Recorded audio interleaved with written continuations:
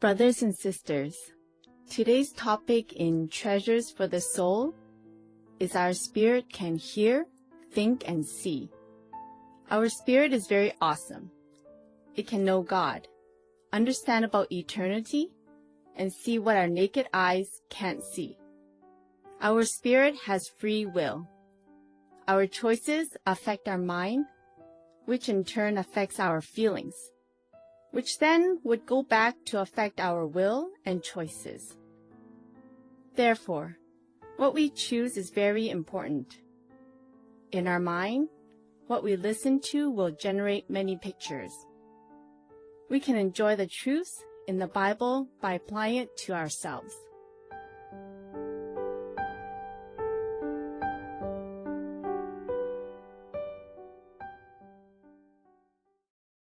God created our spirit so that we could have true fellowship with Him.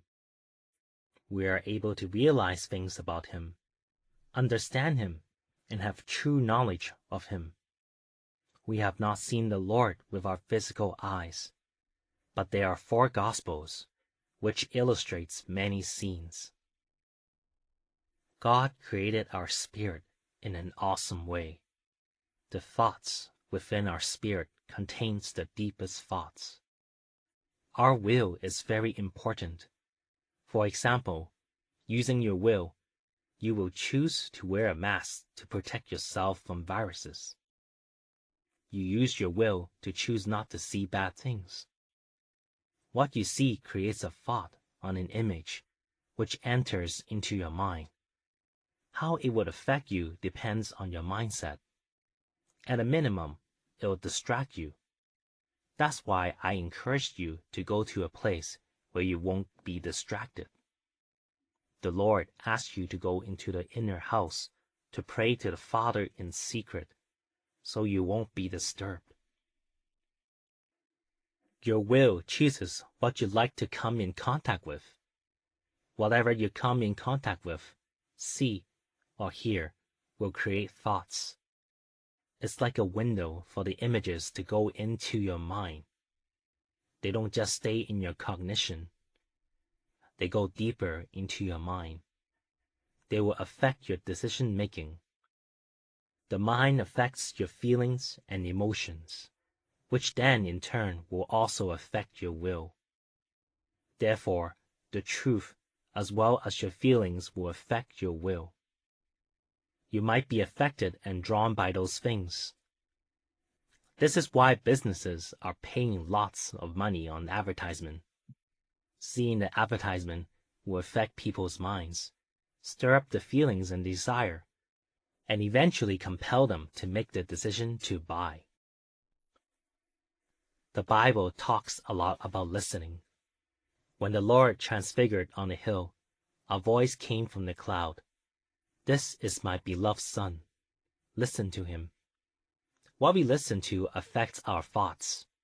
It creates an image. We don't necessarily have to see an item to visualize it. For example, when someone mentions a mango, we will see an image of a mango in our mind. This proves how an image can appear in our mind without actually seeing it with our eyes. Similarly, when we hear a mouse, we see a mouse. When we hear a lion, we see a lion. Listening affects our mind. That's how we see with our inner eyes. I believe those who draw well will probably see better with their inner eyes. It's the same for any inventions. They have to start with an idea.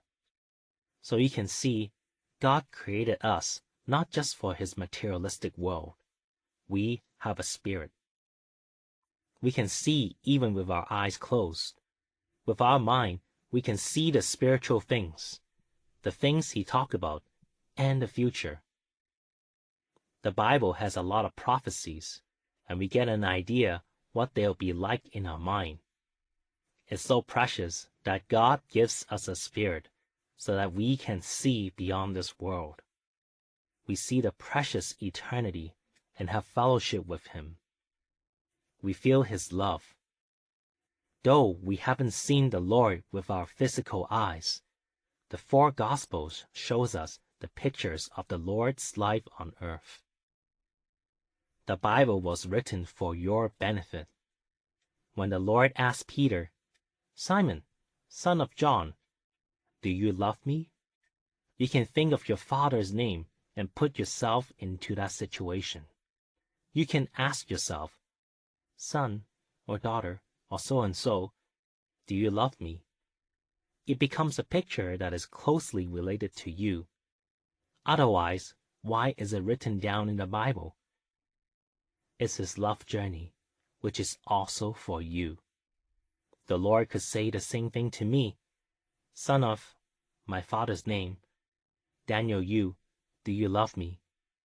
It's absolutely applicable to me. When we read the Bible, we can visualize the situation. The conversation between the Lord and Peter is a sample for us of how He loves every one of us with the same love. I've talked about beholding the Lord as a whole with one glance, and recently about seeing with the heart, our spiritual condition, and how we are connected to Him. Every day, it's important for us to pay as much attention to check on our spiritual condition as we do to see if we are infected with the coronavirus. Thus, we will be able to tell if we had any spiritual sickness that we need to overcome.